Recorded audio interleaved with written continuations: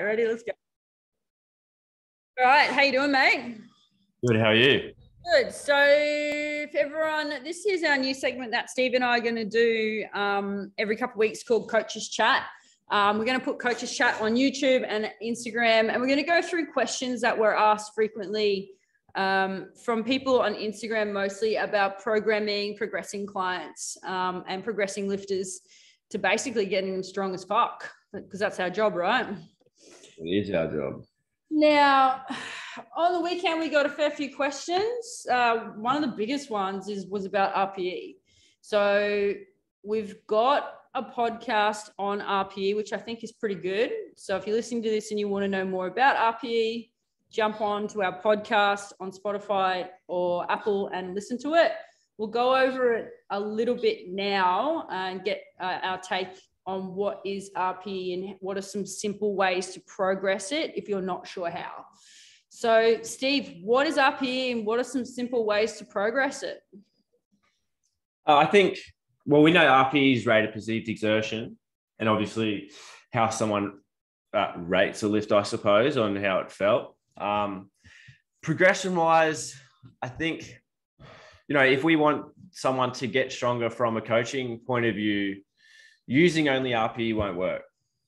I think that's the biggest thing. That's how we're going to make someone progress. So, we need to look at it from a point of view of, is this person honest enough to just program them RPE?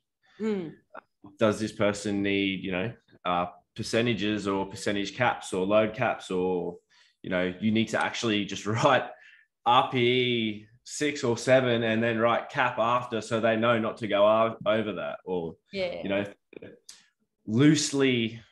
you loosely just write, RPE, whatever you're programming, is this person someone that's going to sandbag it or overshoot it, or, what are they going to do? So there's individualism in that, which is going to make it the easiest way to make someone progress, I think, is figuring out who they are as a lifter.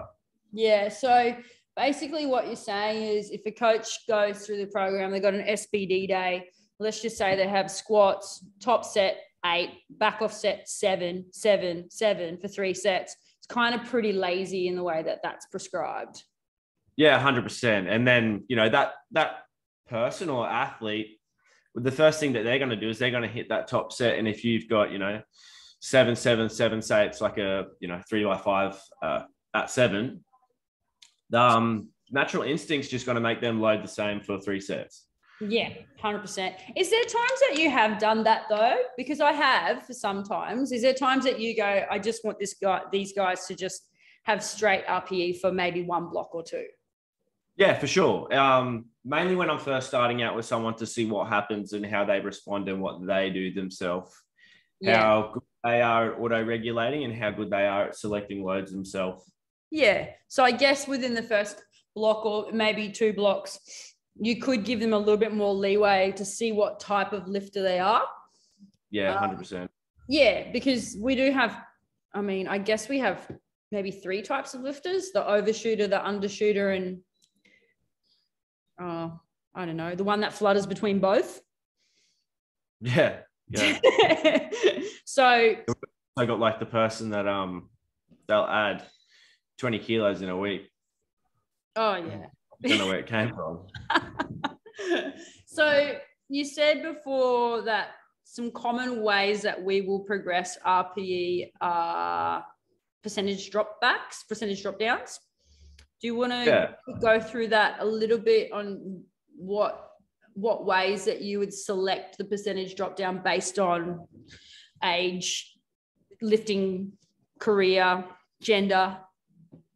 I think a lot of it has to do with, for myself and the way that I look at it, is I think about how much load someone's lifting and how much they can get through. So like someone that's not lifting, you got someone that's may only squat, sub 100 kilos or something. Yeah. So a 10% drop, although it being 10%, is going to be less than 10 kilos. So this is where we probably wouldn't opt for like a 10% drop off that, because it's just, it is only 10 kilos, and they might need a little bit more than that load wise to take away from it. But if it's like a smaller weight female, I guess, as well, they can really work up close and that really high percentage, that really high intense sort of stuff quite frequently and get away with it. Yep. So that's one way. And then, you got someone that can, squat 250 kilos, and 10% for them is 25 kilos. Yeah. Quite a significant drop. But it's also, they can have the same effect on the same people, just because of it is, that percent. And the amount of work that they're getting through, and the amount of work they've had to get up to get to that top set, and then, drop maybe 10% off or 7.5, however much you've opted for, can still yield the same results. Yeah, cool. What are some characteristics of lifters that will determine the drop percentage that you give them, other than load? How they move, Yep. move under heavy loads too. Yep. I think predominantly if someone moves, I don't want to say poorly. I'll say they're not as practiced under not as efficient, or practice is a good one. Practice, yeah. We'll go with that. Under heavy loads, I'll basically let them, repeat load that a couple of times or something. Yeah. We need that practice. We need to acquire that skill in moving heavy loads, especially if it's just singles or doubles or something. Yeah. Yeah. And then let them go through the motions with their back down stuff. Yeah. So then we could kind of relate that back to small females. A lot of the times, small females need repeat loads, or not so much small, but just medium-sized females down might need repeat loads because they've got, let's just say 100 kilos for a squat is big for them. So they need to repeat that a lot of times before they can progress, because a 5 kilo jump might be quite big.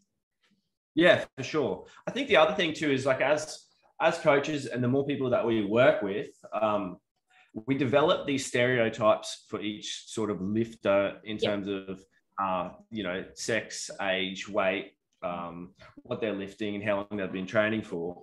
Yeah. I've developed all these stereotypes where I'll start someone just because I have someone that's already worked there, and I know in my mind what should work. Yeah.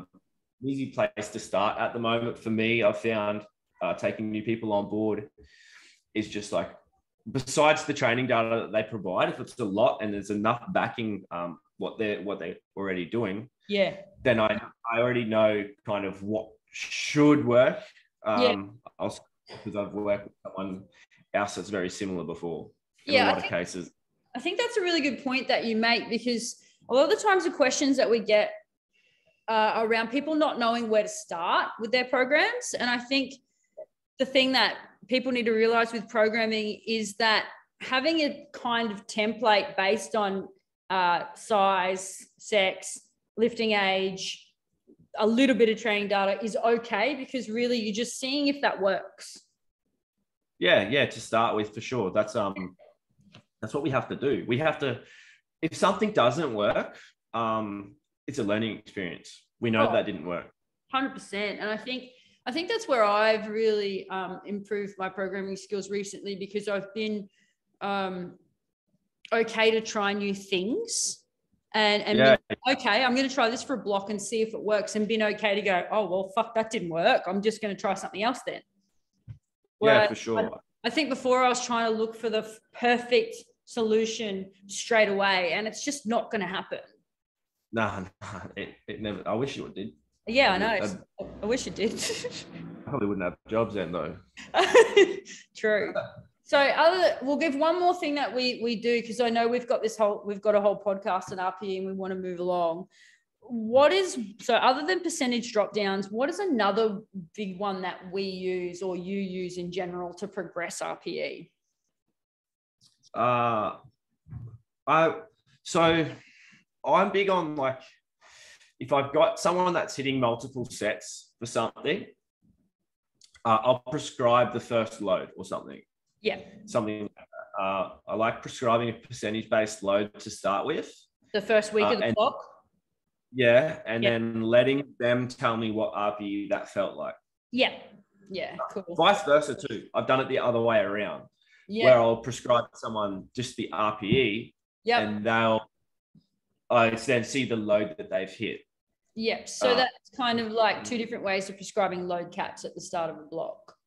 Yeah. And then so both ways, the way that I can work that then is I can move away from this the percentage that I've used at the start and start giving them the more freedom to use RPE. Yeah, because then they know what their RPE is.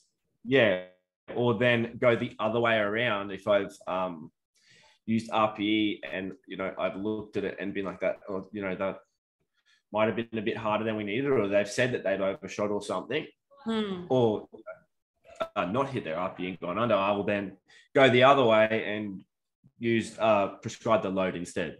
Yeah, and do you do that only the start of the block, or will you do that the whole way through a block for somebody? It depends. A lot of these questions today are going to be it depends. Yeah. But I've done it for a whole block before. Yep. I think we've discussed before in terms of trying to, I guess, get more out of someone in a way of like a primary day where we'd RPE a top set because, or a single or whatever they're doing. Yeah. Because we're trying to, give them more freedom through that, but then percentage their back downs, and then vice versa, doing it the other way, depending on where they are from the competition. Yeah, I just ended up the lifter that I had yesterday who did really well on his deadlifts. I actually load capped the second deadlift day in the peak to control that fatigue a little bit and kept it around that RP6 mark because I felt I gave him more freedom at the start because I felt that it was really important not to let the fatigue interrupt during the peak, if you know what I mean. But for sure. I haven't done that with anybody else, really.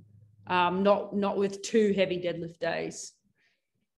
But I think it really worked, and I think I'll do that more often. But I guess where I'm going with that is the freedom with RPE, and that's where people are asking is they're not really understanding that you can do anything you want to with RPE, and that's where I think that people don't get it.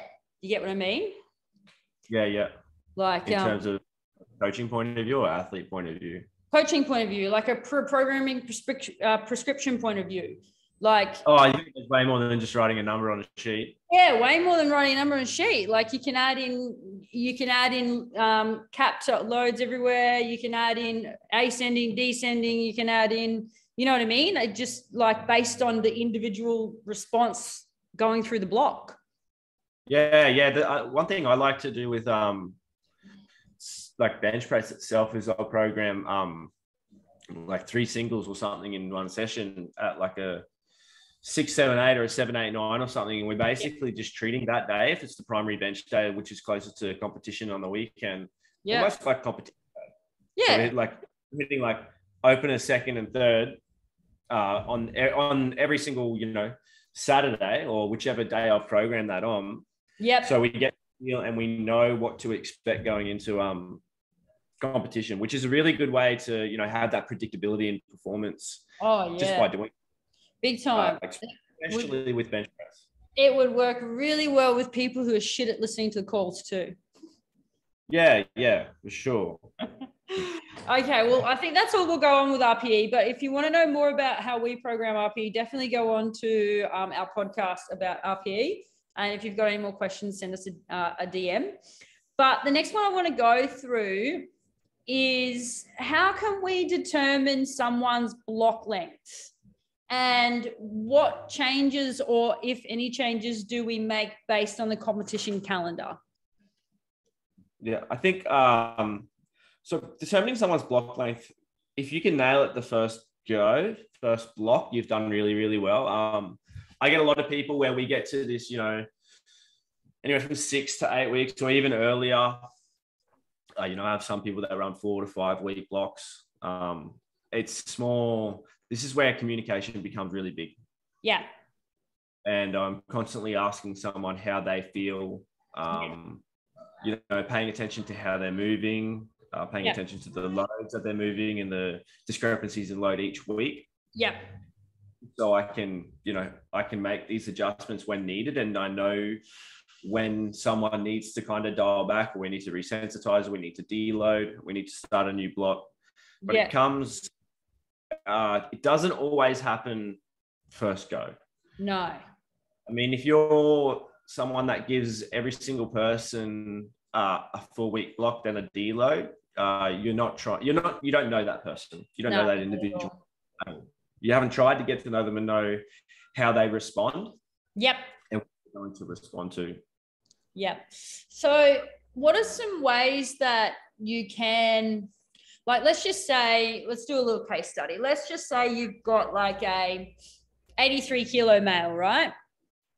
You don't have much training data on them at all. They're starting with you. Let's just say they've got 210 squat, 140 bench, 230 deadlift, which is not too bad for 83 starting out, right? So what are some ways that you would use those numbers to, or how would you progress their block and know when it's time to stop? Well, see, that's the hard thing, because as we get further along in the block, these numbers are going to get closer to those 1RMs that they've hit before, assuming that we've laid out the program correctly, and we have a lot of, I guess, recoverability in the right places, and they're performing the days that we want them to perform. So then it's going to come down to basically what I said before and how they're feeling. And it'll come down to me too, like making a call myself is like, I don't want to push this too far, because then we will carry this bleeding effect or residual fatigue effect for way too long into another block. And then, they're not going to feel good doing 3 or 4 that next block. And it's just like this downtrend after such a successful block. And the block was successful without me needing to go that extra week, which was just too much. Yeah. So let's just say, obviously when we're progressing them with the intensity and the volume, like normal. When you say you would cut it off because you don't want it to bleed into the next block, is that where you might stop with doubles instead of singles? Or do you get what I mean? Or stick at that RPE 7-8 range and not go to that 9? Not go all the way and then just start fresh. So if we ran a block full of, let's say doubles, because you said doubles. We ran a block full of doubles. We're getting up to this point. I think you said they squatted like 210. Yep. We're getting up to this doubles, getting close to that. Yep. We know we're getting stronger. Okay. So, but if we go and, if we as coaches go and chase PRs just as hard as an athlete, sometimes it's not very beneficial for them. Yeah. So that's where we will go, okay, let's dial this back. Like we're right here. You've just hit a 200 kilo double at an 8. Yep. We're in let's say we're in week 7. Yep. Okay, we're moving phenomenally. We could squeeze out another week and essentially double your 1RM. Don't need but to. Let's just start a new block, but let's run singles now. Great. That's exactly where I was going with that. And I mean, and again, this is another it depends question based on the previous blocks and the performance of the athlete. So I'll go into one of my guys who I've been coaching for ages, and we had a massive plateau of not being able to hit anything because of fatigue wasn't under control. Then the last 3 blocks, he has all those 3 blocks. He's a 5-week block guy, and all those 3 blocks, he's gone really close to his 1RM. I'm going to pull him back this block. So I've done that on purpose because he hasn't hit that. He hasn't hit near that in years. So I wanted him to get really close to that and get a good feel for that, because that's how I'm pretty much going to peak him. But I would not do that for someone that has been performing quite well or, has been touching heavy loads. Do you know what I mean? Yeah. Yeah. Have you done that before as well? just pulled someone short, I guess. Or let them go and overreach for a few blocks in a row and then pull it back. Oh yeah, for sure. Cool.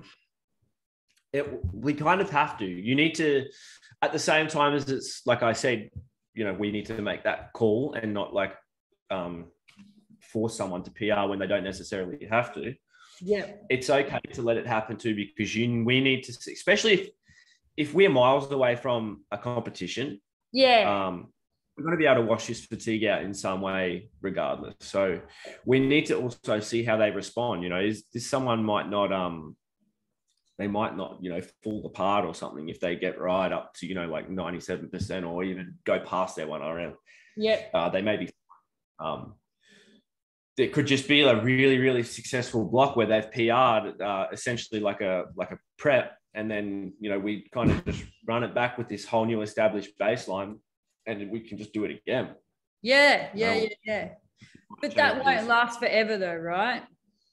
Nah, nothing lasts forever. I think that's the hard part too, because, even though with this lifter of mine, and this will be the 3rd block in a row where we're getting a really good streak, I know it's not going to last forever. So yeah.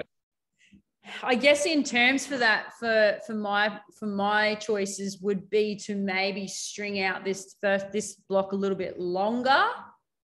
You know what I mean? To try and get rid of some fatigue and decrease the RPE and go up and down again. That's kind of where I'm thinking I'm going to go with that. Yeah. So run an extended block, but an extended kind of submaximal sort of block. Yeah. And so I guess where I'm going with block lengths, I guess what we're saying with that is there's no real set like block length if you want to change it, or if you want to make changes within the block in terms of the submax or maximal levels. Yeah, no. It can change throughout time with every single lifter, I suppose. It's going to be very dependent on what they do in their training as well. Yeah. Someone could have like an 8-week block what they smash and an 8-week block which they smash, and then they're dead by the week 5 in the next block, and you're just kind of like, but that's because they've kind of forced progressions way too hard, and whereas the 2 preceding blocks maybe they've kind of taken it a bit easier, and then started, the numbers just crept up that way. Yeah. But we also have the people where it's like, they feel good in week 2, and we have like this wavy sort of trend in their block where it's like a really high performing week down to like a downtrend in performance, and then a back up again because it's like they just feel great, so they fully send it or something like that.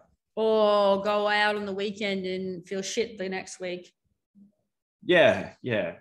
I mean, if that's planned and someone tells you about that, it's pretty easy to program around it. Oh yeah, for sure. But I mean, or like let's just say not going out, have a really stressful week, because we can't, when it comes to life, we can't control that, and it's going to happen.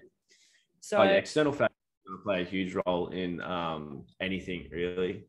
Yeah. So let's just say you've got someone, and that they're a 7-week block person, and they tell you that they are quitting their job and they're going away, which means that they'll have 2 weeks in a row or let's just say 2 weeks in a row where they don't get adequate training in. Does that mean that you'll extend their block 2 weeks? Okay. So it's going to be very dependent on where they were throughout that block. Yeah. If they're in the middle of a block, it kind of makes it a little bit harder, but I usually will just get them to run it back from week 1. So it's we're not really extending the block. We're kind of just like cutting it short, like really, really short, because we kind of have to, because if that 2 weeks off is enough to detrain someone far enough to be, not up to the standard that they were at until they get, I guess, used to it again and train back in the same sort of performance level that they were at. Yeah. So it's okay to cut a block short and be like, all right, we're 4 weeks into this 7-week block. You've got COVID, so we're just going to start again. Yeah. Well, I've had a lot of people like with that have, you know, got COVID, had to take a week off or something. And then we've had to do stuff like that. Yeah. Which it's been a tricky sort of time of the year, I guess, or just like coaching in general to program around that. Yeah. Because it's unexpected. It's really hard, especially when It people can happen on Wednesday. Yeah, and I know. just like, oh. Especially when people are like fatigued for like 3 weeks from a day. It's really hard. Yeah, it is. So let's just say, again, we've got someone who is a 6-week block person and we are 9 weeks out from, we're 11 weeks out from comp. So that's happening like right now to a lot of our clients because we are 11 weeks out from states. So that's not quite the two full blocks, or sorry, let's say 7-week blocks. So 11 weeks out, 7-week block person. So they're due to finish their block about 4 or 5 weeks out. What do you do? What are some things that we can think about doing based on we don't have a full 14 weeks? There is going to be it's going to be cut short 2 weeks. What can we do? Okay. I think this is one of those ones where, like, we've spoken about this recently because obviously we are in this position at the moment. And I think there's multiple different ways that we can look at this. So we have kind of option A, where we just keep the load really low for an extended period of time until we get to kind of, you know, that 6 or 7 weeks where we know that we can kind of give someone the freedom again to do lift via RPE more predominantly, whereas would probably just percentage base them and low percentage base them for a while, just to sort of keep the ball rolling and just run off some sort of minimum effective dose for a small amount of time. Yep. And then try and start to reach with RPEs or something like that. And then, you know, we can just do what we did. It's you just ran an extended block, but you've done it in a way that you've basically controlled the lifter. Yeah, and that's where load caps and stuff come in. Yeah, I think that's one way to do it. I think another way that we could look at doing it is pulling it short. First block short. Pulling that first block short. And then desensitizing running into that peak. And then I think there's also another way we could do it where you could run the first week how you'd usually run the first block, how you would usually run it. Yep. And then for this like not full kind of deload, we'll taper just a little bit. But if you've only got like 3 to 4 weeks left, essentially what we could do then is we could just ramp quite hard for 3 to 4 weeks. 3 to 4 weeks, you just go up hard, yeah. Yeah, because we do know the lifter, but a lot of the times, like a peaking block can go on a bit longer than a normal block, or should be a bit shorter than like a normal kind of mesocycle, just because of the ramping intensities and volume that we have in that. They're just not going to be able to last that full 7 weeks. So if we pull that short, you know, maybe that 4 weeks or something, 4 or 5 weeks, whatever they have, that might be more of an ideal time for them to peak rather than, you know, a full 7 weeks. Yeah, definitely. I think so. So I guess what you're saying there is a few options. We can run idle for a couple of weeks. We can cut it short, or we can go longer and ramp them at the end. And I guess those responses are all individualized based on how well you know the lifter, how well they respond to fatigue, their outside external factors, and all that stuff, hey? Yeah, it all comes down to how well you know the lifter, how well they communicate with you, training data that you have on them, all of that kind of stuff. It's always going to play a role. No cheeky overshoots. Yeah, no cheeky overshoots where you didn't even get the video and you're trying to figure out what's going on. Fuck yeah. All right. So in terms of block lengths, because everybody is different and everybody is very individualized and we can't fit people into a block that we think's best for them. We know that doesn't work. The old 3 weeks up, 1 week down does not work. For people listening, what are 2 or 3 things you look for to know that person is 100% a 6 or a 7 week or an 8 week block person? Performance trends. Yep. Straight up. It's definitely one of them. Yep. Because we'll just see this upward trend all the way. And then, sometimes, like I said before, I'll pull someone short, but sometimes I'll keep pushing them. Then so I can see this downward trend and I know. Yep. Okay. So and then sorry, I'm just going to jump in. So let's just say we got a deadlift. We got a female deadlift, right? Let's just say her deadlift max is 160. Let's just say she goes 155, 160, 160, 160, stop. You get what I mean? And then her block length was the first 160 or the last 160? It depends. So it's going to be what RPE were all 3 160s. Do you know what I mean? It's also, each lift can require a different kind of stimulus and take a different amount of time for it for us to establish some sort of block length. Yeah. Could this be? Was her deadlift 160, 160, 160 because her squat was going 120, 130, 135? Was there some sort of fatigue carryover from the squat that was making her deadlift not perform as well? Yep. So then let's just say that was a 6, 7, 8 week block. You might think when you have the 160, 160, 160, you might have in your head that, okay, I think the next block might run for 7 weeks. Yeah. Okay, cool. That's awesome. It's kind of like just because you've seen the same number for that same lift on that same day every week, don't shoot yourself, make adjustments, because look at the other things that are playing a role. Like, is their squat performing amazingly? Like, is that the factor? Is that the reason why this deadlift has this just stagnant at the moment? It's because their squat's just flying, and it's just creating more fatigue for their deadlift or something like that. Definitely. Vice versa. Sorry, say that again. Vice versa as well. It could be their deadlift could be pulling from their squat. Yeah, 100%. So that's number one, is performance trends. What's another thing that you will look for to determine that block length? Performance trends is really a big one. I guess after that, probably just like how they're feeling. How much they're tired.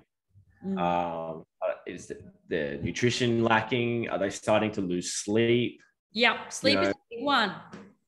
Yeah. People don't think about that, but as we get more and more fatigued, like you probably have spoken with athletes before, and they get to like 2 to 3 weeks out from competition, and their sleep just starts to they come in tired, and it's like, are you tired from training? Like, no, I'm not sleeping well. Yeah, and I think what it is we don't put 2 and 2 together as a human, that stress disrupts our sleep, and stress is physical, emotional, everything. So like the body is just telling you it's stressed. Yeah. Yeah. Yeah. What were we going to say? Oh, I was just going to say, and everybody responds to that differently. Yeah. And that can be training stress as well, which is, it's, we're getting to that point where, maybe this block's coming to an end, which is why things need to start to dial back. Yeah. Let's just say you've got someone who always loses sleep at like around that end of the block. Will you know as a coach to ask them at that week, hey, how's your sleep? I generally, so when I'm starting to see these, I start with performance trends. Okay. That's where I start with. Yeah. And then I start asking the other questions. How are you feeling? Yeah. But is there anything going on externally that could be playing a role? Just generally, how does your body feel and all this? So I just start prodding with questions. The more questions that I prod with, and then I will explain why I'm asking them, and just say this block's probably coming towards an end, and I want to make sure that I get it right so I can do the best job for you. Yeah, definitely. All right, one more thing. Do you have one more other than performance trends and fatigue? Is there one more thing that will tell you whether or not what someone's block length is? I know it's really it depends, but sometimes it can come down to I guess the way that someone's communicating with me, I'll look at. They go off, get tired. Yeah, they go. Some people tend to go off the grid a little bit when they're getting towards the end of a block for some reason, or not even towards the end of the block. Maybe I've pushed it too far. Yeah, and they get to, I guess, a point where they feel like they're letting me down because they're not performing as well as they should be. Whereas all I want to know is feeling. And you're like, nah, that's my fault. I just pushed you way too far. So it's like if someone's communication, especially if it's really, really high at the start of a block because they're feeling really good, and then it starts to drop off, it could be that as well. Yeah. Which is really kind of niche way to look at a way someone's block could finish, but it's, we're just trying to look at trends. Yeah, right. And there's so many different trends that we can look at, from performance, from fatigue. And then there's that small one, which is just like someone's not communicating with you as much as they used to. Yeah, definitely. I think that's really the benefit of the way that we do the online coaching, which is the constant communication. Because if you have someone that you're only checking in with them weekly and you're only seeing their videos weekly, how can you actually gauge fatigue? Yeah. It is hard. You know my stance on weekly check-ins. Yeah. He doesn't like them. No. All right. Okay. I like to know enough about someone, just seeing them once a week. And I also like to fix things on the spot if I can. And especially when, these days, a lot of lifters are, they're doing squatting, deadlifting, and benching more frequently than once a week. I think, if you're only talking to them once a week, that only gives them one opportunity to fix it when, you could fix it before a session. If I think that's a whole new podcast, though, talking about online coaching and giving feedback and what feedback works and what doesn't work. Yeah, well, that's very similar to someone that writes out a 4-week block and see you later. Progression is 0. Yeah. Okay. Next question. When do we know to increase or decrease frequency of a lift? Okay, this is going to be. Say it again. It depends. Example. Okay, I'll give you the example. Example: someone hasn't progressed with the protocol for a small amount of time, but we know it got them where they are to where they're at. Is it beneficial in dialing back on frequency there, right there and then, so we can create some adaptations later in the block, or should we try bridging the gap with accessories? Okay. I think the way that I think about this is where are we in the training cycle? Yep. Are we close to competition? So we know that this person, they respond to, let's say they respond to 5 times bench. Yep. Okay. And 5 times bench is a lot.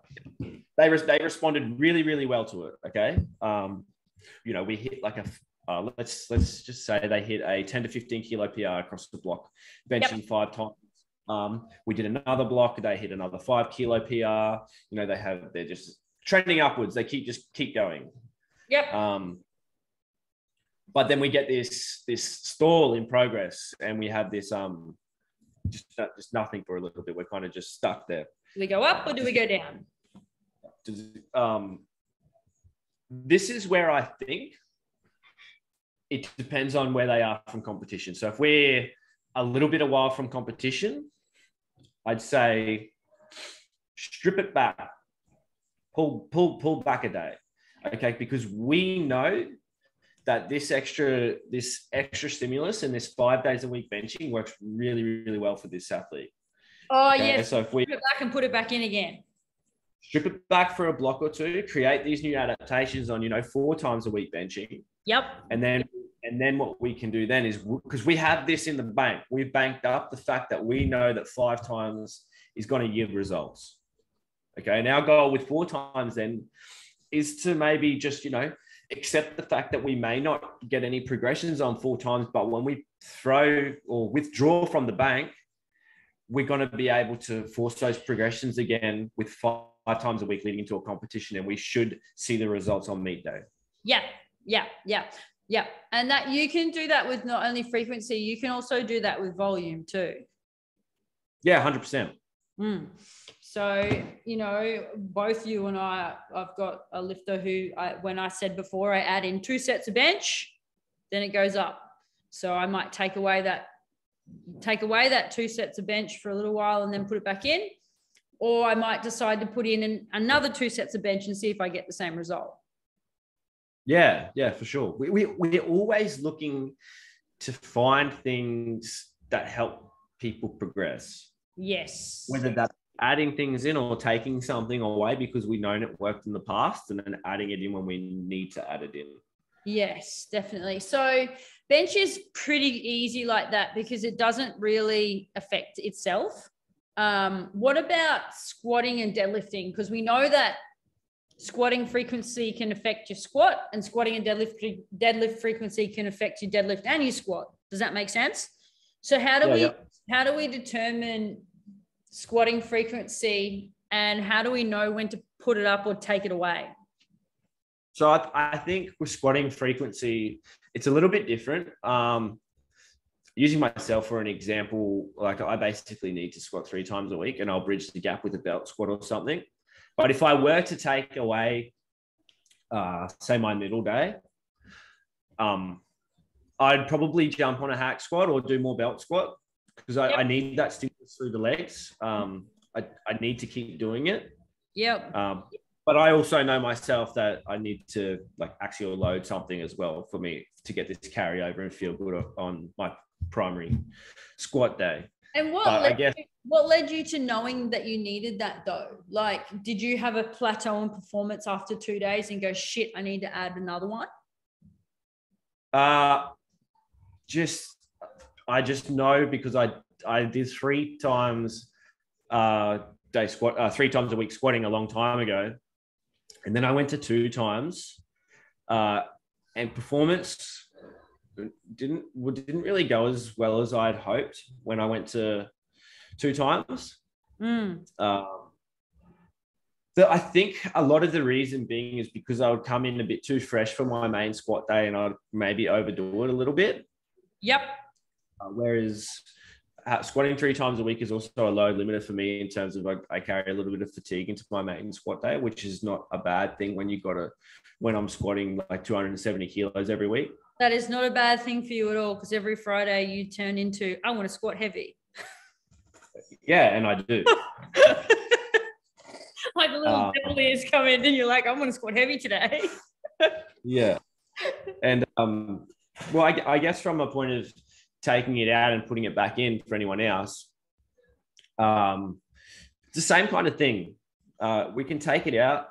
I haven't really taken or changed many people's squat frequencies. I'd more so adjust volume before I do that, because it's not like bench where we're squatting 4 to 5 times a week. So it's, some people just need the practice of doing it 3 times a week. Yeah, and I found that some people might not have access to a belt squat. Some people might not have access to a leg press. So you kind of you can't bridge the gap with accessories. Yeah. So you kind of have to do that. So so let's just say you do have a lifter who squats 3 days a week, right? And you want to strip some volume out of instead of stripping some frequency out of it because they might need to practice, you might go 4 sets on a Monday, 2 sets on a Thursday, then your 5 sets on a Friday or something like that, or 5 sets on a Saturday. So they're still getting the frequency in there with the practice, but the sets are really low on the Thursday. Yeah. That's something that you might do. Yeah, for sure. That's also where I've capped people before on that middle day or that tertiary day, wherever it is. Used a lot of different methods on that day. Yeah. It's usually RPE day. It's usually where we'd add constraints in terms of like a tempo or a pause or something. Yep. All those kinds of things. And it's literally just to get a barbell on their back. Definitely, just because they might need to practice or something like that. So what are some things that you look for in a lifter to determine how many days a week you will squat them? Just how they recover. That's mainly it. If someone's recovering, size. Yeah. The size and how they respond and how they recover. If they recover fine, then 3 times. If they don't, I don't really have anyone that I squat 1 time a week at the moment, or I have for a while, to be honest. Yeah. So it's usually generally 2 to 3 times. I've had someone ask me recently if they can squat 4 times. Oh yeah, how'd that go? I'm all for it if they want to try it. 6 weeks later, I'm tired. Yeah. I think 2 things that we can get creative with variations as well. So like we've spoken recently about mixing safety bar and low bar in the same day for people who might not be able to, who need the frequency, but they can't handle the volume. So I've got one guy who does 2 sets of safety bar first, then 2 sets of pause squats after that, because he can't handle the volume on his elbows, but he needs the frequency or he just goes a bit potato. Yeah. I have the same. I have someone that was safety bar just a little bit. Yeah. So they won't safety bar. They'll actually low bar squat first. Just to get kind of the exposure to heavy loads and exposure to the low bar squat. So we low bar first, mainly the top sets. Yep. And then primarily all their back down stuff is all SSB, because, shoulders, elbows can't handle it. Yeah. And it's just a way to still get the stimulus in through the legs and everything. Yeah. And still move in the same, I guess it is a lot of a different squat pattern, SSB and a low bar squat, but we get enough in there for them with just the 2 prior. It's just the practice there. And then, like I said to you when we had this discussion, is as I got closer to comp, I kind of just added 1 more set of low bar in another day. Yep. For that person, and that was enough. That was enough to actually stimulate a little bit more adaptations or for the peak. Yeah. Yeah. And I think what's really important to realize then is both you and I said that we put safety bar and low bar on the same day, but in reverse order. And it's reverse order because the day I'm doing it for my guys, his tertiary day. So I'm putting safety bar first, then pause squats after as a constraint. So because I'm load capping the safety bar and then I'll add 10 kilos to the pause squat, but you're doing it the opposite because that's probably his secondary day. Is that correct? Primary day, actually. Primary day. Well, there you go. So you don't need to put any constraints on it, really. The safety bar is a constraint enough. Yeah. Jeez. Yeah. Safety bar squatting on your primary day? Ouch. I mean, it works. Yeah, if it works, it works. Yeah, and I mean, he only had to do 2 sets of low bar squatting, so that's awesome. Good. He did about 2, and he's got big legs. Yeah. A lot of belt squat? No, not really. Really? No. Genetically gifted quads. Yeah. What about deadlifts? So deadlifts are a tough one because some people can handle multiple days a week of deadlifts and other people just tank. Very depends. A lot on style. Style of deadlift. Conventional sumo are going to be completely different, obviously. I've found a lot of sumo deadlifters can easily get away with 2 times. Yeah. There's issues there. But I also have a lot of conventional lifters that can get away with 2 times, but I also have a lot of conventional lifters that can only do 1 time. But, you know, how far is the bar traveling? Exactly. How big are they? How much load are they moving? All that comes into role with a deadlift. Yep. How frequently they squat as well. Yeah. Yeah. So let's just say you got a conventional lifter, squatting 3 days a week, probably not going to conventional them 2 days a week. No, probably not. Unless you can. I mean, but the way that you do it is you'd probably put it at the tail end of an SBD day and just make it super easy or something if you think that they need this extra volume frequency. Yeah, constrain it, cap it. Like I've got one female that does do that, but the second day conventional is very constrained with pauses, and it's also load capped. Yeah. It's just a positional getting better at that position. Yeah, for sure. But yeah, so I guess before we finish, is there any template that you have or that you've used with frequency of lifts? Like, you know, we know that bench is number one that responds to frequency, and we know that frequency for bench can be anywhere between 4 to 6 times a week. Do you have a template that you use for the other 2 lifts? No, not really. It's going to be based off previous data that someone's provided when we first start working together, and just like how well they know themselves. Yep. But generally, if they have nothing on them, I'll go just by, like I said earlier, stereotypes that I've created through my own sort of coaching in my own athletes to know what I'll do. And generally, like I'll squat someone twice to start with. One day, the competition day, and then the other day being a variation day or something, depending on how they move. If they sent me through some video, I might know that we can still get away with doing a competition style day, but we may need to be tempo or something, just so I can start to ingrain some kind of I guess better motor patterns through that. Excellent. Awesome. Well, I think that'll do us for today. I think we've been going for about an hour. I think we've like I said, if we start talking about programming, I can go for a very long time and I won't stop. We'll do this every couple of weeks. But if anyone has any questions on what Steve and I went through today, feel free to send us a DM, or Steve and I both do question Q&As every week on Instagram.